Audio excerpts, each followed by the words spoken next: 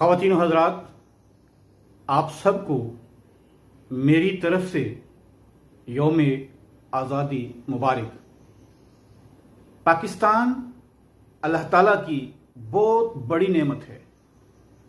یہ وہی نعمت ہے جس کی خوشبو آقا دو عالم صلی اللہ علیہ وسلم کو آیا کرتی تھی، جس کا ذکر اقبال نے کیا ہے: میرے عرب کو آئی ٹھنڈی ہوا جہاں سے، میرا وطن وہی ہے، میرا وطن وہی ہے۔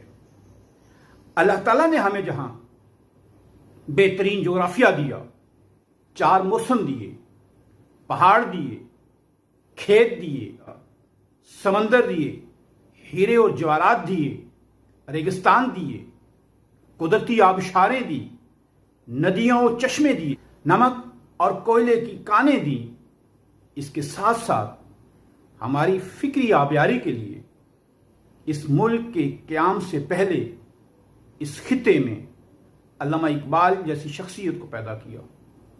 علامہ اقبال نے نہ صرف ہماری فکری رہنمائی کی بلکہ ہمارے فنون لطیفہ کو بھی ایک بہترین زاویہ نگاہ دیا۔ علامہ اقبال کے تصورات میں سے ایک خوبصورت تصور پاکستان ہے۔ علامہ اقبال نے نہ صرف پاکستان کا تصور دیا بلکہ اس کی تعمیر، تشکیل اور تکمیل کے لیے محمد علی جناح کی شخصیت کا بھی انتخاب کیا۔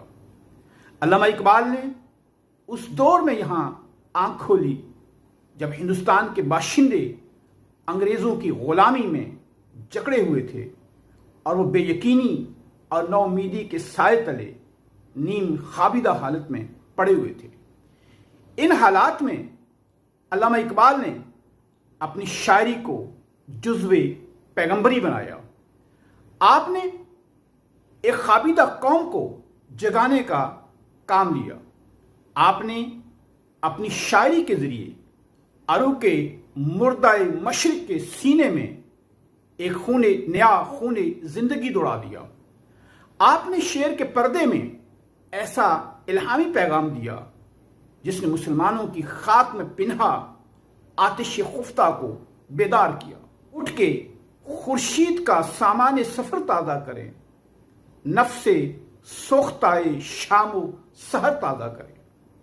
اور جب اپنے مفکر کے اٹھ کہنے پر ایک بے عمل، مایوس اور بے یقینی کی شکار قوم اٹھتی ہے تو دنیا کے نقشے پر پاکستان جیسی مملکت نمودار ہوتی ہے۔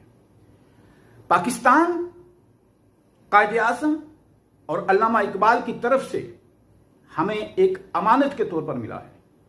اگر ہم نے اس دنیا میں باوقار، خوددار اور ایک عظیم قوم کی طرح جینا ہے تو ہمیں قائد اعظم اور علامہ اقبال کے افکار سے نئی نسل کو آراستہ کرنا ہوگا۔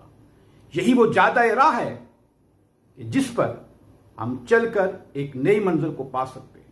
قائد اعظم زندہ باد، علامہ اقبال زندہ باد، پاکستان پائندہ باد۔ بہت شکریہ۔